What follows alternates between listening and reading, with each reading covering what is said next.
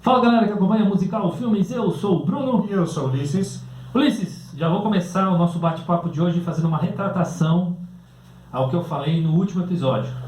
Que eu falei que esse filme pode ser considerado um guilty pleasure, né?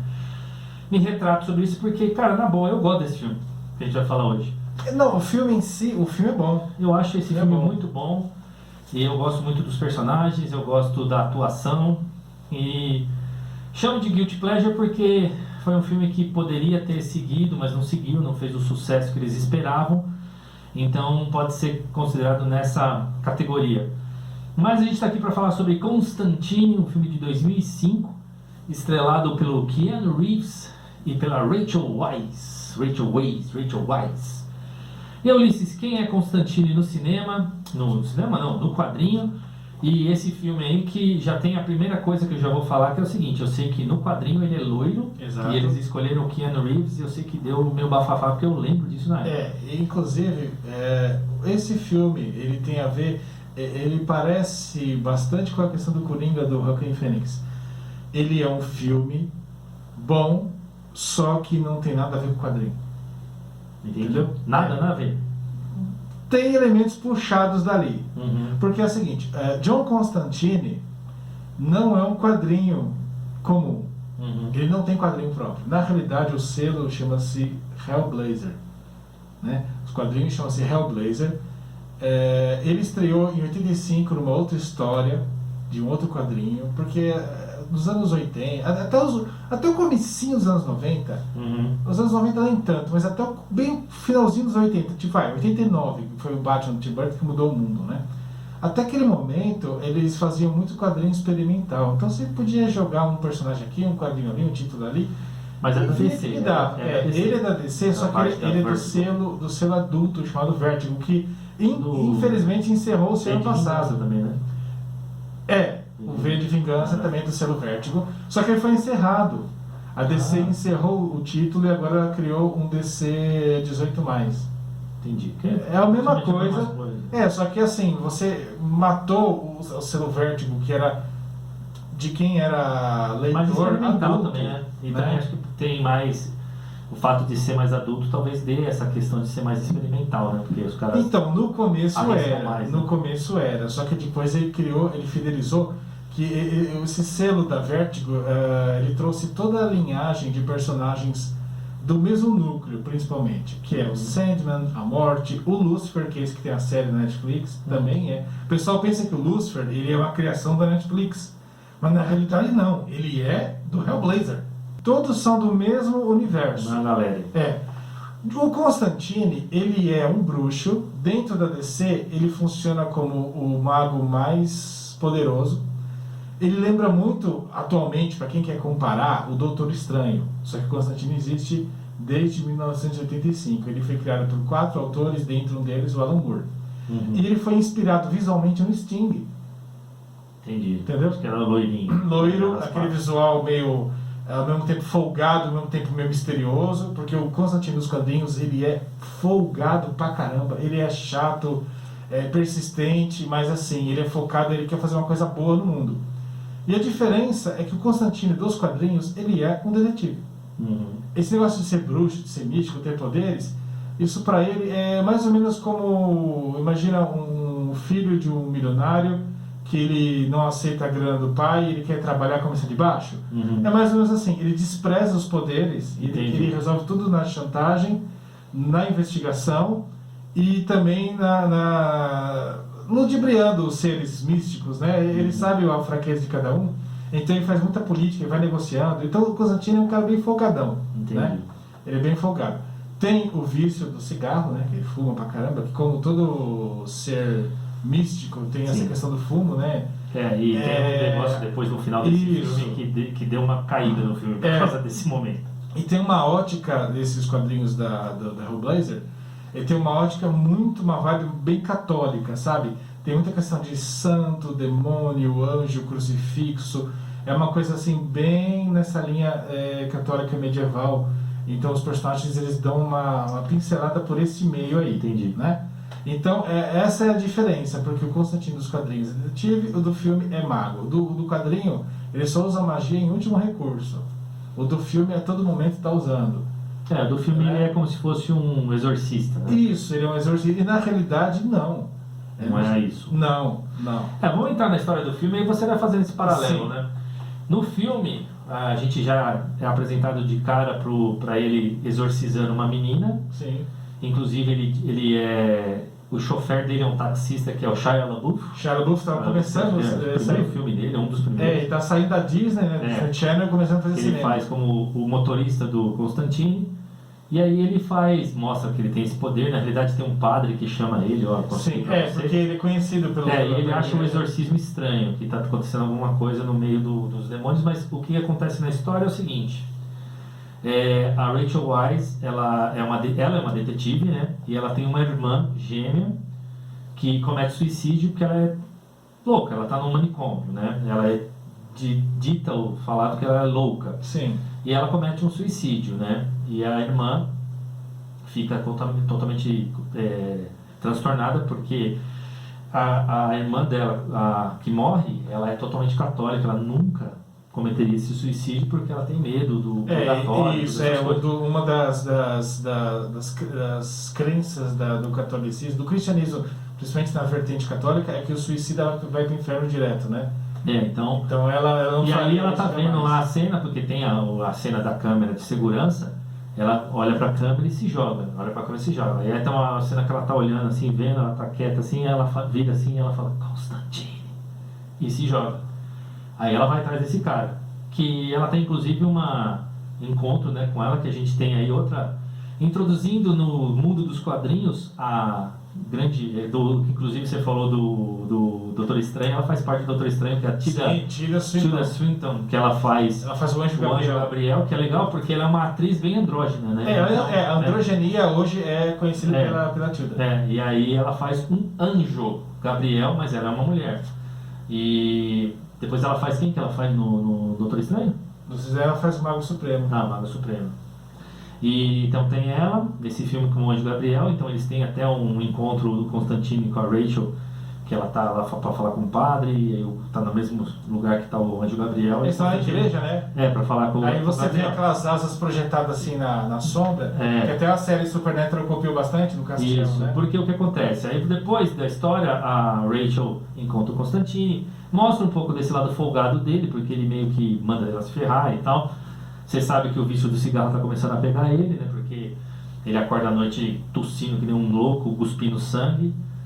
E ele vai no hospital, o médico fala, cara, você fumou, sei lá, 10 maços de cigarro por dia, você quer o quê, cara? Então... no filme eles mostram que o Constantine é um homem, normal. Isso. E nos quadrinhos, o Constantine, ele vem de o nome dele, Constantine...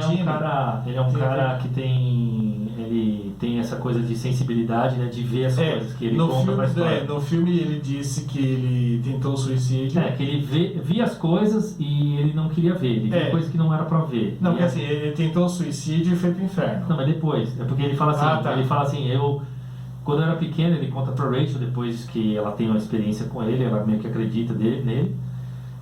A referência da rua, escurece tudo, e vem como se fossem uns morcegos, demoninhos tentando pegá-la, e ele faz um encantamento para acender o negócio. Isso, é muito legal.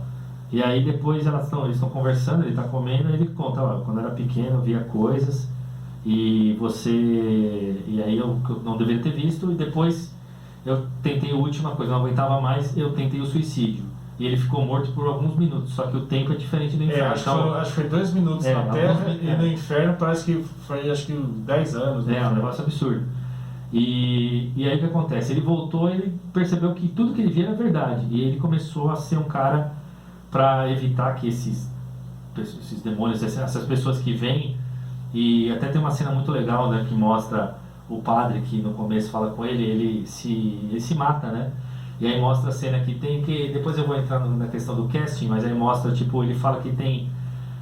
o ser humano é capaz de fazer a maldade, mas pode ser alguma coisa que no ouvido dele fala alguma coisa que incentiva ele a fazer, e tem o outro lado que são os anjos que protegem. Tem uma cena do padre ali morrendo, tem o cara do mal, né, que é o Baltazar no filme, e tem um anjo, né, protegendo ele. O Constantine, ele enxerga os dois, só que no filme eles abordaram essa questão dos que o pessoal que conhece mais a Torá e coisas mais assim religiosas, Uhum. eles acreditam que nos Nephilims, né, que são os descendentes, né? Isso.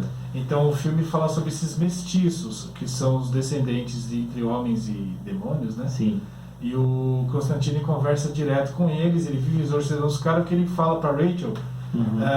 que existe uma aposta entre Deus e o demônio pela alma dela. Ela fala, eu não acredito. Ele falou, você não precisa acreditar, eles acreditam em você. Uhum. Né? Então parece que existe o livre-arbítrio, existe o bem e o mal, só que o mal está começando a, digamos, pôr as asinhas para fora, né? Porque tem um plano por detrás disso, né? Que a gente já vai abordar daqui a pouquinho, né? Tem um plano por detrás disso, e então os do mal, eles estão começando a extrapolar a linha. Então Constantino está mandando eles de volta para o inferno, então ele está exorcizando todos eles. Digamos que se fosse o Constantino do quadrinho, ele estaria numa aventura que estaria numa situação limite, né? Onde ele não investigava mais, ele está mais focado em ficar mandando de volta para o inferno. E ele faz o quê? Ele está tentando comprar o lugar dele no céu. Sim. Porque diz que, como ele é suicida, diz que ele vai pro inferno quando ele morrer. E dizem que o próprio rei do inferno está atrás dele e ele vem buscar uma dele pessoalmente. E aí o que acontece é o seguinte, ele fala até para ela que é uma cena, é uma fala bem legal, que ele fala assim, o que você faria se a sua sentença fosse ir para uma prisão onde a metade dos prisioneiros foi você que pôs lá? Então por isso que ele tenta o máximo de pessoas que ele tenta, o máximo de demônios que ele tenta exorcizar, para comprar a vaga dele no céu, porque ele é um suicida, né? E ele só tem um lugar para ir quando ele morrer, e ele tem o tempo passando porque ele tá morrendo de enfisema. Tá com enfisema, tá com câncer, tá nas últimas, né? E aí você tem essas cenas, muito legal, e aí é diferente do quadrinho, né? Sim. Porque no quadrinho ele é só um detetive, né? Não, ele quer ser só um detetive, porque as histórias do Constantine, apesar de serem histórias... Mas ele não é um suicida, nada disso. Olha, pelo que me consta, não. Inclusive, o nome dele, Constantine, é porque ele é constante, ou seja, a linhagem dele, ligado a esse ocultismo e a esse papel, é antiga, né, na humanidade. Então a família dele... E assim, o Constantine, diferente do cinema, que parece muito que ele é apenas um homem, ele tem, tipo, centenas de anos, sabe, nos quadrinhos. Sim. Ele não envelhece. Então é bem diferente. Ele é bem parecido com a Maga Suprema, né, da Marvel, porque ele não envelhece. Né? Então, quando foi criado nos anos 80, ele tem bem aquele jeito dos anos 80. Ele é inglês, não é americano. Sim, ele é inglês. Então, ele vive em Londres mesmo.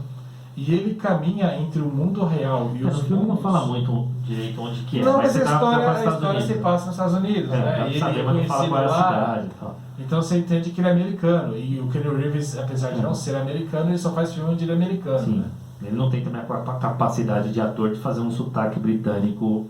E o Constantine, o mais legal dele... A Rachel é britânica. Ela é. Só que ela faz americana, né? Faz americana. Exatamente. E o curioso assim, é que o Constantine, ser britânico, ser loiro e andar com aquele sobretudo meio bege, é a característica dele mais marcante. E o Keanu Reeves, ele tem... Moreno. Assim, o Keanu Reeves, eu não vou dizer pra vocês que ele tem uma baita de uma qualidade de atuação. Não. Ele é um bom ator, sim. Principalmente quando ele faz coisas físicas. Mas o Keanu Reeves, ele tem, se eu posso chamar de defeito, né? É que ele, assim, ele faz sucesso com um visual no filme, ele mantém durante muito tempo até trocar. Então então ele recém saiu do Matrix, que foi 2004, o último, né? Ele é o Neo. Então ele tava de Neo, né? Neo com cabelo. O Neo igualzinho, no cabelo, na roupa, tudo. Então, naquela época era difícil desassociar o Neo dele. Do Constantine, porque foi uma coisa que eles pensaram em outros atores e tal. Também eu li que o Nicolas Cage também foi cogitado. Eu falei, cara, vai de novo. Porque assim, o Nicolas Cage, ele ama quadrinhos. Então toda vez que tem um personagem assim... Tá bom, então produz, ele não vai atuar. Ele sempre quer. Tanto que o Motoqueiro Fantasma praticamente ele pediu pra fazer. E aí o que acontece? Aí nesse filme tem aí que eu tava falando o seguinte, uma coisa que na época eu lembro que eu olhava e falava assim, por que esse cara tá nesse filme? O Baltazar, ele é feito pelo... O nome do cara é Gavin McGregor. Ele é um cantor. Ele tem uma banda que eu lembro de uma amiga que adorava, chama Bush. E eu acho que não consta nenhum outro filme na carreira dele. Ele só fez esse filme. E ele também ficou famoso que ele foi casado com a Gwen Stefani, do No Doubt. Naquela mesma época ele era casado com ela. E eu falei, por que esse cara tá nesse filme? Eu ficava olhando assim, eu falei, então dá um... E assim, ele não é um bom ator, né? Você percebe que ele dá umas coisas meio...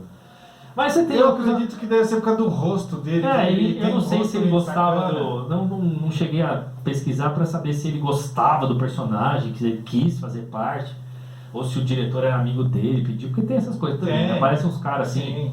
Tipo, você assiste Game of Thrones na última temporada, aparece o Ed Sheeran. Você fala, o que esse cara tá fazendo aqui, velho? É, que nem o Mick Jagger naquele filme do Emily Stevens, né? Então. Aí você fala, o que esse cara tá fazendo aqui? O cara é o Mick Jagger, o cara é o Ed Sheeran, o cara é o cara da banda Bush. O que ele tá fazendo nesse filme? E nem pra usar uma máscara, pra você ficar, né, meio que, é um easter egg, tem a voz. Aí você fala, não, o cara tá lá, ele faz parte, ele é até muito crucial na história, né? E a história do filme é o seguinte, exatamente o filho do demônio... Antes disso, o filme começa também numa questão que começa mais ou menos na América Latina, que eles desenterram um item, Isso, que é a lança de Longinos, né? O filme no Hellboy também. O Hellboy menciona ela no primeiro filme, que também é uma crença católica, né? Que a lança que matou Jesus mesmo, né? Que dizem que o Longinos era um dos centuriões, né? Uhum. Que ele era cego, e já estava ficando cego, né, pela idade e tudo, então ele não podia ficar em combate, então o que ele fazia? Ele é digamos, o carcereiro, que os romanos não faziam muitos prisioneiros, né?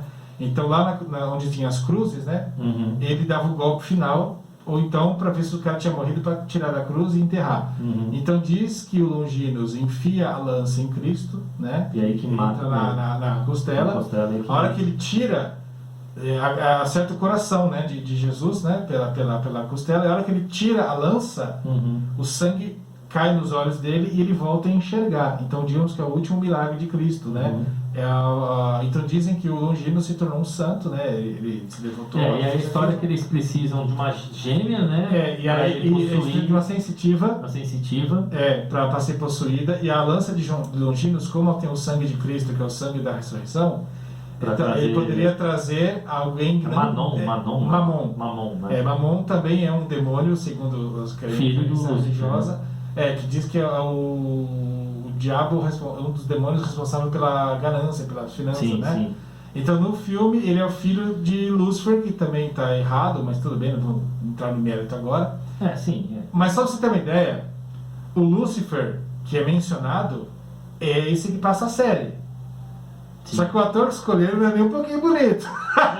Vamos chegar lá. Então, e aí o filho dele quer vir para o nosso reino, só que precisa de um ritual, né? Só que esse ritual teria que ser permitido por Deus. Então, então não tinha como ele vir, porque mesmo tendo a sensitiva para engravidar, mesmo tendo a lança com o sangue de Cristo para ele vir a este mundo, precisava da permissão divina. E aí que você descobre um dos grandes plot twists desse filme. Que é o Duas Caras, o negócio é o Gabriel está conspirando junto. Está conspirando porque no filme, lembra bastante aquele filme Anjos Rebeldes, com Christopher Walken, que ele faz o Gabriel também no filme, e acontece a mesma situação. A mesma fala do Christopher Walken naquele filme, eles aproveitaram nesse, né? Que o anjo Gabriel fala que está arrependido de ter trazido a anunciação, e aí a mulher engravidou, e aí veio Jesus, mataram ele e o mundo ficou uma desordem. Então ele quer pôr paz, transformando a terra no inferno, né? Então ninguém mais sobe, então o céu fica protegido, então deixa o homem se acabar.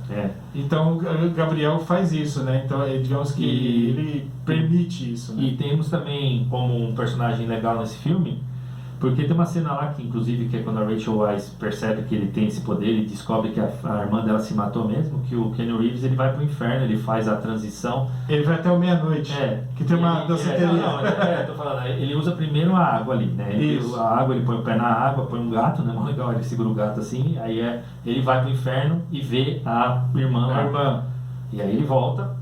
E agora ele precisa fazer o curso que ele usa a cadeira e tal, e ele vai pedir ajuda pro Midnight, meia-noite, que é feito pelo ator Jaman Hansung, que é um ator, esse cara aqui, famoso, tudo, fez Diamante de Sangue, né? Ele é famoso, grita pra cacete, tudo isso. E esse cara tem uma danceteria que é como se fosse uma zona neutra. Uma zona neutra, né? Não pode, que o Baltazar aparece lá, o Keanu Reeves vai despachar pro inferno, o cara já bate na mesa, pá! E o meia-noite assim, ele eu acho que dá a entender que ele é uma entidade ou um mestiço, não é muito bem. É um mestiço, acho. Que ele é respeitado por todos, que digamos que é um ser poderoso lá, né? Então ele permite que lá anjos e demônios possam confraternizar. conviver, é.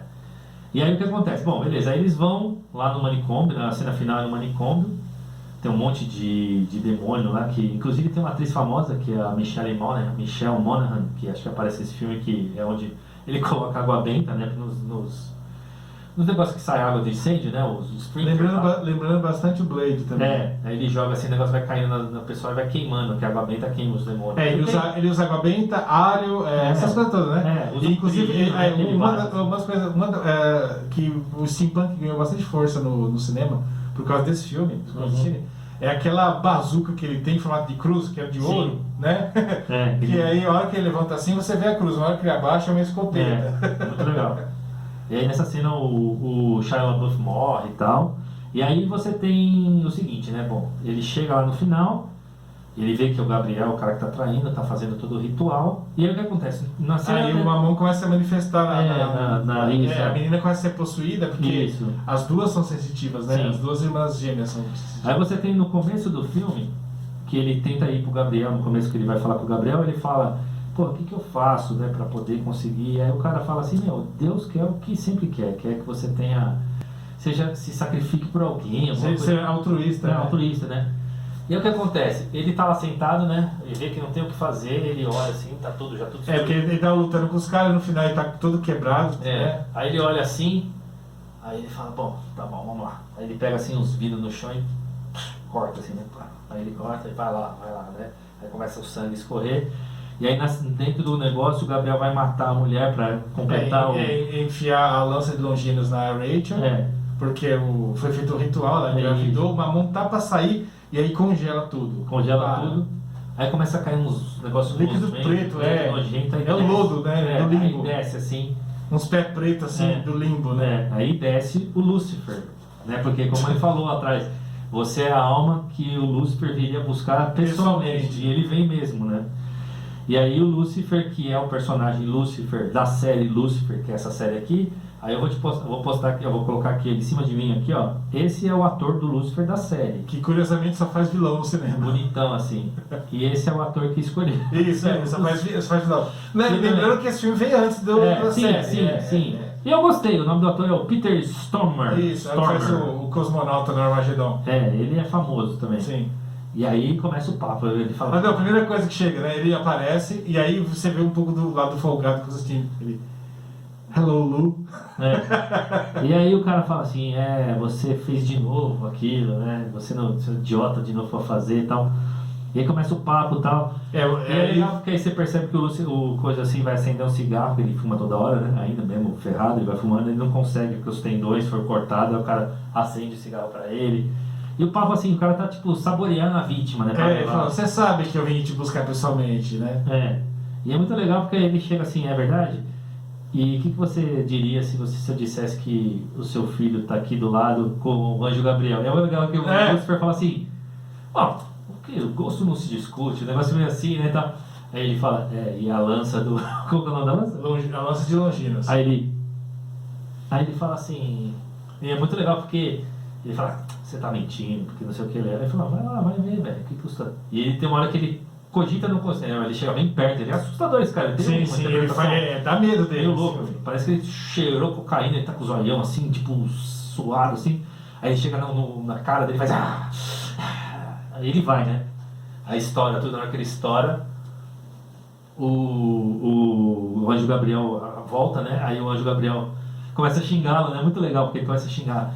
Chifrudo, não sei o que lá, eu vou matá-lo em nome de Deus. Ele vai dar um soco no cara e para aqui. Porque, não consegue. Porque Deus já percebeu tudo que segurou a mão do Gabriel. Aí ele faz assim, o cara explode assim. E aí as asas do Gabriel queimada. Né? Muito legal. Queimada e aí ele se transforma numa mulher. Isso, e aí ele pega, né, a Rachel e aí aparece o reflexo, é o Mamon, né? Isso. Aí ele fala, filho, a gente vai conseguir isso, mas não desse jeito. E outra que ele não queria porque o filho tá desafiando ele, porque ele quer dominar, não o filho. O filho quer ser o cara cai de novo no inferno. E beleza, acabou essa história. E aí o Keanu Reeves faz um pacto com ele, ele pede uma coisa em troca. Ele fala, não, eu vou, mas eu só quero uma coisa em troca. Dele, o que você quer? Que a irmã dela ali, você tira ela do inferno. É isso, aí ele faz assim, ela, pronto, já foi. Pronto, te liberou. Tipo, pra ter a sua alma, eu libero qualquer um. Isso, e a melhor cena do filme é que ele pega o Keanu Reeves pro braço e começa a puxar assim. Pelas pernas, ele puxa pelas pernas, ele vai pro braço puxando. E assobia, né? De repente para, ele vai puxando, Aí vai até quebrando o piso assim, né? E nada dele vir. Aí aí solta, abre assim um portal de luz e o Keanu Reeves, porque ele fez a atitude, o sacrifício maior.